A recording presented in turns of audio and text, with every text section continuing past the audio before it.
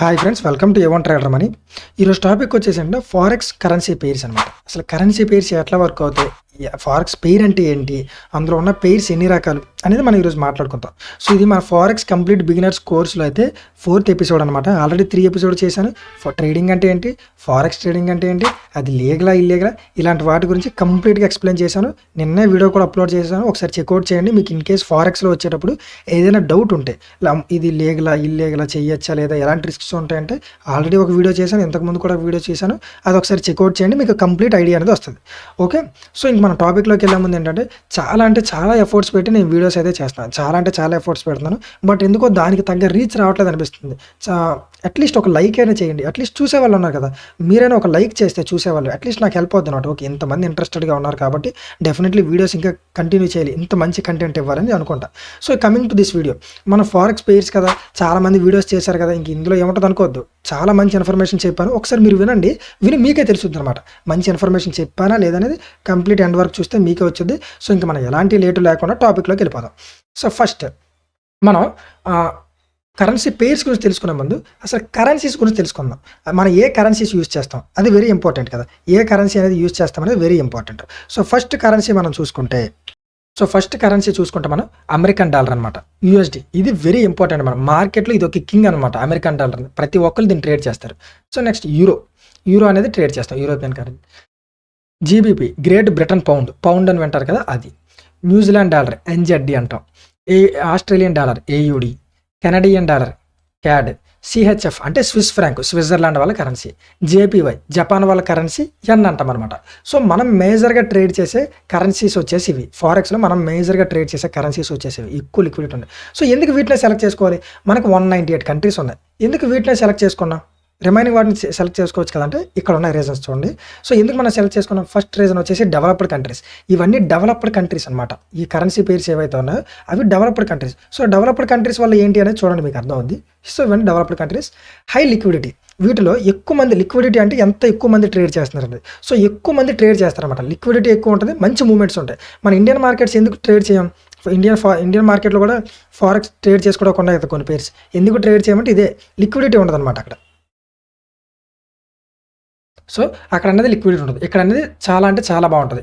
Next one, economic stability. మీకు developed countries చూసుకుంటే, ఇదిగోండి ఎందుకని చెప్పాను కదా, మీరు డెవలప్డ్ కంట్రీస్ చూసుకుంటే ఎకనామిక్ స్టెబిలిటీ అనేది చాలా బెటర్గా ఉంటుంది. సో ఆన్ టైం వాళ్ళు డేటా రిలీజ్ చేస్తారు, ప్రాపర్ న్యూస్ ఉంటుంది, మార్కెట్స్ అనేవి ప్రాపర్గా ఉంటాయి అన్నమాట. So next, global demand. ఈ కరెన్సీస్కి గ్లోబల్గా డిమాండ్ అనేది చాలా ఎక్కువ. ప్రతి కంట్రీస్కి ఇంపోర్ట్స్ ఎక్స్పోర్ట్స్ చేసుకోవడానికి వాళ్ళ కరెన్సీస్ అయితే ఎక్స్చేంజ్ చేయడం వెరీ ఇంపార్టెంట్. ఈ కరెన్సీస్కి డిమాండ్ అనేది చాలా ఎక్కువ ఉంటుంది. కరెన్సీ రిజర్వ్స్ చెప్పాను కదా, ఒక కంట్రీ కరెన్సీ ఇంపోర్ట్స్ ఎక్స్పోర్ట్స్ చేసుకోవాలంటే ఓన్ కరెన్సీ చూసుకుంటే అవ్వదు. యూఎస్డి లాంటి కరెన్సీస్ ఇలాంటి వాటితోనే బయట దేశాలతో ట్రేడింగ్ అనేది చేయగలరు అనమాట. సో వాళ్ళు అందుకే ఎవ్రీ కంట్రీ యూఎస్డి రిజర్వ్స్ అనేవి ఉంచుకుంటారు, ప్రతి కంట్రీస్ అనేది. సో కరెన్సీ రిజర్వ్స్ అనేవి బెటర్గా ఉంటాయి ఈ కరెన్సీస్లో. So next, brokers risk. ఇవన్నీ కంట్రీస్లో ఫారెక్స్ అనేది ప్రాపర్గా రెగ్యులేట్ అవుతుంది. సో బ్రోకర్స్ ట్రేడ్ చేసేటప్పుడు కూడా వీళ్ళ అండర్లో ఉన్న వాళ్ళు మనం ట్రస్ట్ చేయొచ్చు, అంత ప్రాబ్లమే ఉండదు. సో ఇవి మనం ట్రేడ్ చేసే కరెన్సీస్, యూజ్ చేసే కరెన్సీ పేర్స్కి యూజ్ చేసే కరెన్సీస్ అనమాట. సో ఇప్పుడు మనం పేర్స్లోకి వెళ్దాం. అసలు పేర్స్లోకి వెళ్ళే ముందు పేర్ అంటే ఏంటి, అసలు పేర్ గురించి తెలుసుకుందాం. పేర్ అంటే ఏంటి?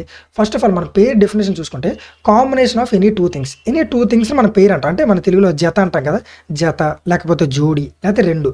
ఫర్ ఎగ్జాంపుల్ కపుల్స్ అంటాం. కపుల్స్ అంటే ఎవరు భార్య భర్తలు ఉంటారు చూడండి, వాళ్ళు ఇద్దరు ఉంటారు కదా, వాళ్ళ పేరు బాగుంది అంటాం, కపుల్స్ అంటాం. సో అలా రెండింటిని ఉన్నదాన్ని పేరు అని అంటాం. ఏంటి బ్రో ఇది కూడా చెప్తున్నా అంటే తప్పుగా అనుకోవద్దండి. ఎవరైతే అసలు తెలియని వాళ్ళు ఉంటారో వాళ్ళకు కూడా ప్రాపర్గా అర్థం అవ్వాలని ఇంత చెప్తున్నాను. ఎవరిని తక్కువ చేయాలని కాదు, ఏమీ రాదని కాదు. Okay, so next, so forex pair ఏంటండి? పేర్ అంటే తెలిసింది ఒక జత అని. ఫారెక్స్ పేర్ అంటే ఒక ఎక్స్చేంజ్ ఆఫ్ టూ కరెన్సీస్ అనమాట. అంటే ఒక కంట్రీ కరెన్సీతో ఇంకొక కంట్రీ కరెన్సీని మనం పేర్ చేస్తాం. రెండు కంట్రీస్ కరెన్సీస్ కలిపి ఎక్స్చేంజ్లో పార్టిసిపేట్ చేస్తే దాన్ని మనం ఫారెక్స్ పేర్ అంటాం. ఫర్ ఎగ్జాంపుల్ మీరు చూసుకుంటే ఇక్కడ యూఎస్డి ఐఎన్ఆర్ ఉంది, అంటే రెండు కరెన్సీస్ ఉన్నాయి కాబట్టి ఇది ఒక పేరు. యూరో యూఎస్డి ఉంది, ఇది ఒక రెండు కరెన్సీస్ ఉన్నాయి కాబట్టి ఇది ఒక పేరు. వీటిని మనం ఫారెక్స్ పేర్స్ అంటాం. అంటే ఫారెక్స్లో foreign exchange of currencies, exchange of two currencies. Okay, so next, now base and quote price. Base currency, quote currency, ఇది వెరీ ఇంపార్టెంట్ అనమాట. ఇది తెలుసుకోవడం మీకు చాలా ఇంపార్టెంట్. అసలు బేస్ కరెన్సీ అంటే ఏంటి, క్వాట్ కరెన్సీ అంటే ఏంటి, చాలా ఓపికగా ఉండండి. సో మనం చూసుకుంటే యూఎస్డి ఐఎన్ఆర్ ఇది ఒక పేరు కదా, దీన్ని మనం ఎగ్జాంపుల్ తీసుకుందాం. యూఎస్డి ఐఎన్ఆర్ ఇది ఒక పెయిర్. సో మనం చూసుకుంటే ఫస్ట్ ఏముంది, యూఎస్డి ఉంది. సో యూఎస్డి అనేది బేస్ కరెన్సీ. ఓకే, ఫస్ట్ ప్లేస్లో ఉన్నదాన్ని మనం బేస్ కరెన్సీ అంటాం. ఓకే, ఫస్ట్ ప్లేస్లో ఉన్నదాన్ని మనం బేస్ కరెన్సీ అంటాం. సో నెక్స్ట్ ఐఎన్ఆర్ ఉంది కదా, దీన్ని క్వాట్ కరెన్సీ అంటాం. సెకండ్ ప్లేస్లో ఉన్నదాన్ని మనం క్వాట్ కరెన్సీ అంటాం. ఫస్ట్ ప్లేస్లో ఉన్నదాన్ని బేస్ కరెన్సీ అంటాం, సెకండ్ ప్లేస్లో ఉన్నదాన్ని క్వాట్ కరెన్సీ అంటాం. ఫర్ ఎగ్జాంపుల్ చూడండి, ఇక్కడ యూరో ఉంది అంటే ఫస్ట్ ప్లేస్లో ఏముంది యూరో అంటే ఇది బేస్ కరెన్సీ. సెకండ్ ప్లేస్లో ఏముంది యూఎస్డి ఉంది అంటే ఇది క్వాట్ కరెన్సీ. ఓకే, నౌ సో మన ఇప్పుడు బేస్ కరెన్సీ ఏదైతే ఉందో, ఫస్ట్ కరెన్సీ ఏదైతే ఉందో దాన్ని మీరు బయింగ్ ఆర్ సెల్లింగ్ చేస్తున్నట్టు. ఫర్ ఎగ్జాంపుల్ మీరు మార్కెట్లోకి వెళ్ళి యూఎస్డి ఐఎన్ఆర్ని బై అన్నారనుకోండి, ఈ పేరులో బై చేశారనుకోండి, ఆటోమేటిక్గా యూఎస్డిని బై చేస్తున్నారు, ఐఎన్ఆర్ని సెల్ చేస్తున్నారు. అంటే ఫస్ట్ ప్లేస్లో ఉన్నదానికి ఎక్కువ ఇంపార్టెన్స్ వెళ్తుంది అనమాట.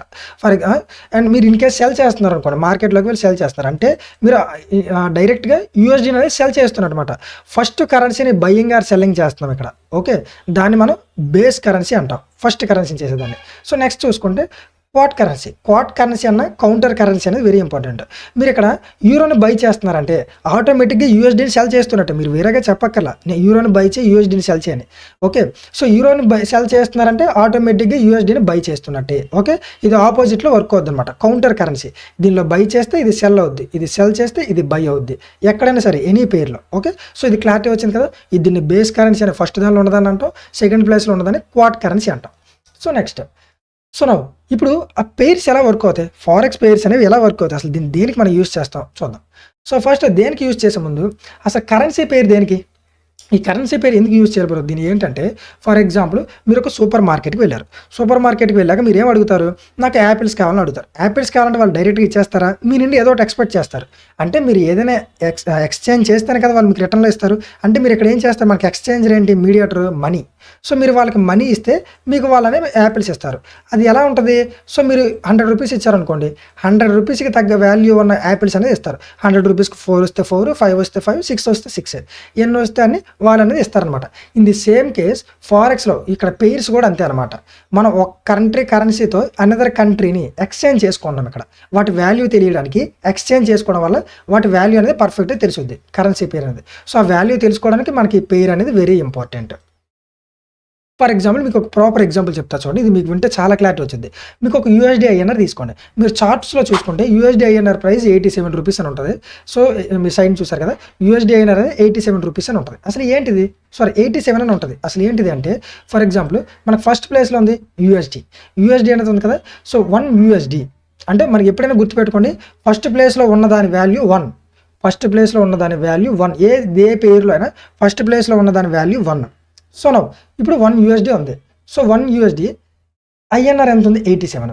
ఓకే, అంటే 1 USD is equal to 87 rupees.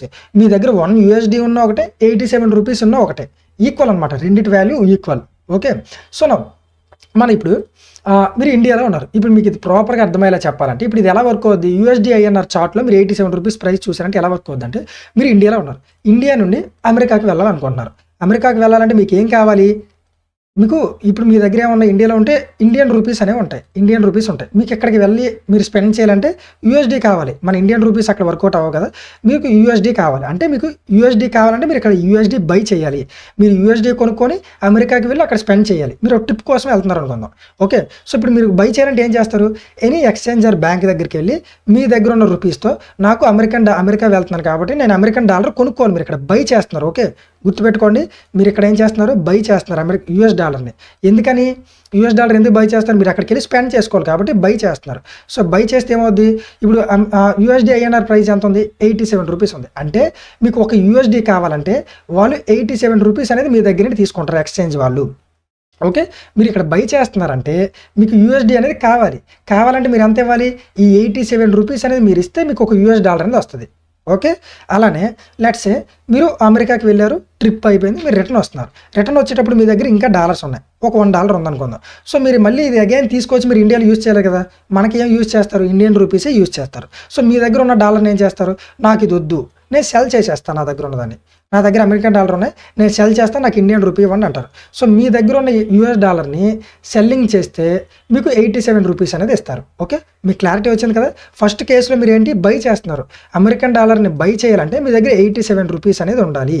Okay, మీరు అమెరికన్ డాలర్ని సెల్ చేయాలంటే మీ దగ్గర ఆల్రెడీ డాలర్ ఉంది, మీరు సెల్ చేయాలంటే మీరు 1 యూఎస్డి ఇచ్చేస్తే మీకు 87 రూపీస్ అనేది ఇస్తారు. ఓకే, ఇలా buying and selling, currency to currency buying and selling అనేది జరుగుతుంది అనమాట. సో ఐ హోప్ మీకు క్లారిటీ వచ్చింది అనుకుంటున్నాను. ఓకే, ఇంకొక ఎగ్జాంపుల్ చూద్దాం. యూరో యూఎస్డి ఉంది. ఇప్పుడు మన ఫారెక్స్లోకి వద్దాం. ఫారెక్స్లో మెయిన్ పేరు వచ్చేసి యూరో యూఎస్డి. యూరో యూఎస్డి ఏంటంటే యూరోని ఫర్ ఎగ్జాంపుల్ 1 యూరో ఫస్ట్ ప్లేస్లో ఉన్న దాని వాల్యూ ఇప్పుడు 1 అని చెప్పాను కదా, 1 యూరో. సో యూఎస్డి అంతా 1.1721 అని కరెంట్ ప్రైస్ ఇది రన్ అవుతుంది. అంటే 1 euro is equal to 1.17219. Okay, మీ దగ్గర 1 యూరో ఉన్న ఒకటే, ఇంత యూఎస్డి ఉన్న ఒకటే, సేమ్ ఇక్కడలాగే 1 యూఎస్డి ఉన్న ఒకటే, 87 రూపీస్ ఉన్న సేమ్ వాల్యూ కదా అలా. So 1 euro is equal to 1.17219 USD. So for example మీరు ఇప్పుడు బై చేయాలనుకుంటున్నారు. ఏది, మీకు యూరోని బై చేస్తున్నారంటే దాని అర్థం ఏంటి, మీకు యూరోని కావాలి. మీకు ఫర్ ఎగ్జాంపుల్ యూరోప్ వెళ్తున్నారు అనుకుందాం, యూరో కావాలి. యూరో కావాలంటే మీరు $1.17219 ఇస్తే వాళ్ళు 1 యూరో ఇస్తారు. ఇక్కడలాగే మీకు యూఎస్డి కావాలి, మీరు అమెరికా వెళ్తున్నారు, మీరు ఏం చేశారు, ఇక్కడ మీరు మీ దగ్గర ఉన్న 87 రూపీస్ ఇచ్చి మీరు కొనుక్కున్నారు కదా. ఇక్కడ ఇన్ ది సేమ్ కేస్ మీకు యూరో కావాలంటే ఈ మనీ ఏదైతే ఉందో ఈ యూఎస్ డాలర్ మీరు ఇస్తే వాళ్ళు మీకు 1 యూరో ఇస్తారు. అలా కాదు, మీ యూరోప్ నుండి వచ్చేసారు, మీరు అమెరికా వెళ్తున్నారు, నా దగ్గర ఉన్న యూరోని సెల్ చేస్తాను, నాకు యూఎస్ డాలర్ కావాలన్నారు అనుకోండి. అప్పుడు మీరు ఏం చేస్తారు, ఇక్కడలాగే మీరు ఆల్రెడీ అమెరికా వెళ్ళారు, ఇండియాకి వస్తున్నారు కదా, మీ దగ్గర ఉన్న యూఎస్ డాలర్ ఇచ్చేస్తే వాళ్ళు ఎంత ఇస్తారు, 87 రూపీస్. అలాగే మీ దగ్గర ఉన్న యూరోని సెల్ చేస్తే సెల్ చేస్తే వాళ్ళు ఎంత ఇస్తారు, 1.17219. ఇలా అనేది ఫారెక్స్ పేర్స్ అనేది వర్క్ అవుతుంది అనమాట. ఓకే, సో ఐ హోప్ మీకు క్లారిటీ వచ్చింది అనుకుంటున్నాను. ఇప్పుడు మనం ట్రేడింగ్ ఎలా చేస్తాం మరి, సో ఈ ఎక్స్చేంజ్ వాల్యూస్ని ట్రేడ్ చేస్తాం మనం.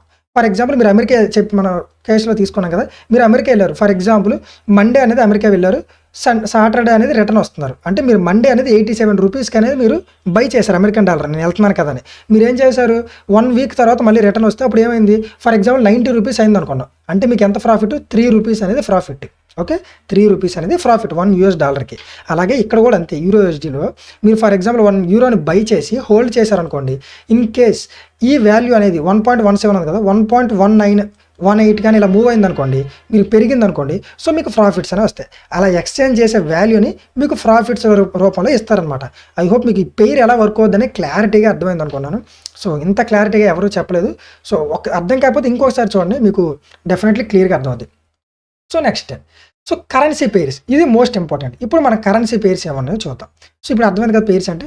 సో ఫస్ట్ వన్ మనకి యాజ్ యూజువల్ నేను చెప్పాను కదా ఏ కరెన్సీస్ యూజ్ చేస్తాం అనేది, US dollar, euro, Great Britain pound, New Zealand dollar, Australian dollar, Canadian dollar, Switzerland currency, జపనీషియన్, ఇవైతే యూజ్ చేస్తాం. ఫస్ట్ వన్ వచ్చేసి మనకి కరెన్సీ పేర్లు 3 టైప్స్ ఉంటాయన్నమాట. ఫస్ట్ వన్ వచ్చేసి మేజర్ పేర్స్ అంటారు. ఓకే, మేజర్ పేర్స్ ఇవేంటంటే, మేజర్ పేర్స్ అన్నింటిలో యూఎస్డి అనేది కామన్గా ఉంటుంది. యూఎస్డి కామన్గా ఉన్న వాటిని మేజర్ పేర్స్ అంటాం. ఓకే, సో ఆ పేర్స్ ఏంటో చూద్దాం. యూఎస్డి కామన్గా ఉండాలి ప్రతి పేర్లు. For example euro USD, GBP USD, NZD USD, AUD USD, USD CAD, USD CHF, ఈ యూఎస్డి జేపీవై. సో మీరు చూసుకుంటే ప్రతి దానిలో యూఎస్డి అనేది ఉంది, మీరు చూసుకున్నారు కదా, ప్రతి దానిలో యూఎస్డి అనేది కామన్గా ఉంది. సో ఇలా కామన్గా యూఎస్డి ఉన్న వాటిని మనం మేజర్ పేర్స్ అంటాం. వీటిలో లిక్విడిటీ ఎక్కువ ఉంటుంది, బిగినర్స్కి మంచి హెల్ప్ఫుల్ అవుద్ది.